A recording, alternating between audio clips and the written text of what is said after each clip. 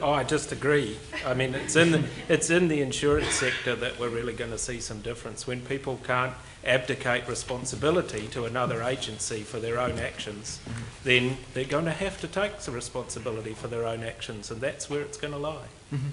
I just have a comment. I think, particularly because our audiences are mostly colleagues of ours, our scientists, the key thing that we have to do is provide evidence from our data. And that's our major job. And also, not trying to be confined to your circle of colleagues talking, on the same language, but actually that outreach process is key. And now we have the mechanisms through SCAR, the Antarctic Treaty System, CAMLAR, and so on, Common App, a huge amount of organizations that actually have that sensibility. And now we have the technology to actually to address and really show that outreach work.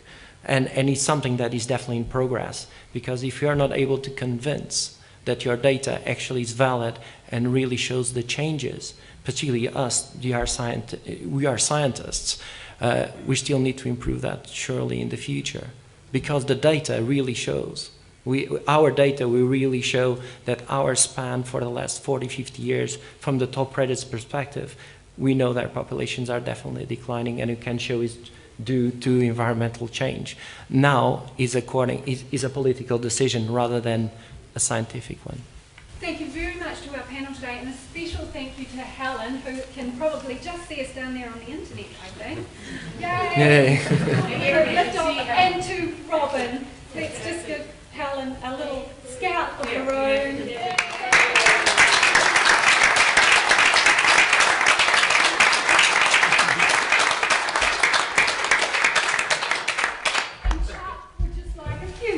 Time. I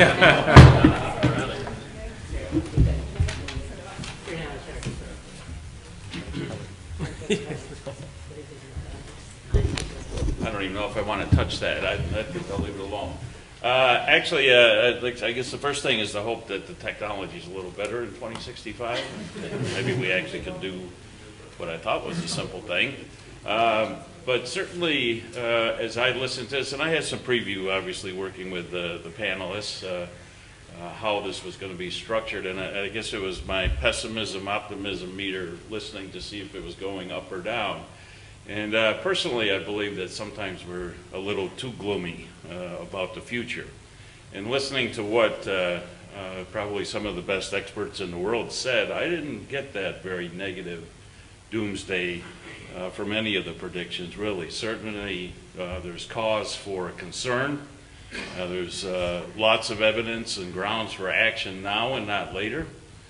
But overall, I thought I detected some optimism throughout this, that in fact, the issues we faced were addressable, and probably addressable in ways that really were not quite as onerous as some would like to have us believe. So I think I took home a relatively positive message. And the sort of muted, but I think understated part of this was that Antarctica, I think in 50 years, will still be a central focus of interest, particularly scientifically, but also as one of the last great places on our planet.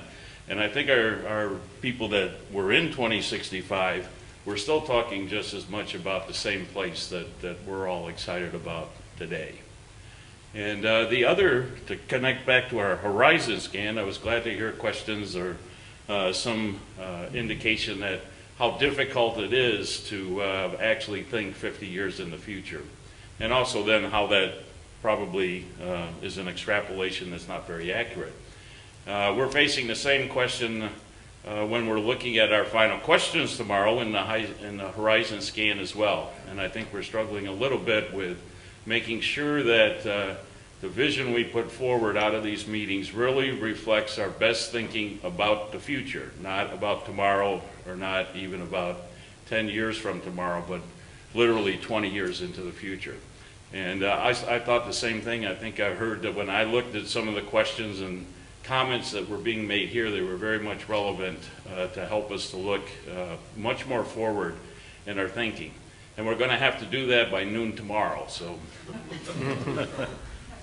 put your thinking caps on. So again, I'd like to thank all the panelists, and again, This would only be possible through the support of the Tinker Foundation and our local hosts, Antarctica, New Zealand, and the New Zealand Antarctic Research Institute, and certainly, like I say, the Muse Fellows would not even exist, obviously, without the Muse Prize. So I believe, and Renate and I have talked about this, that the reality of the Muse Prize is actually, I think, in some ways almost greater than what we could have expected just 5 years ago when it was created.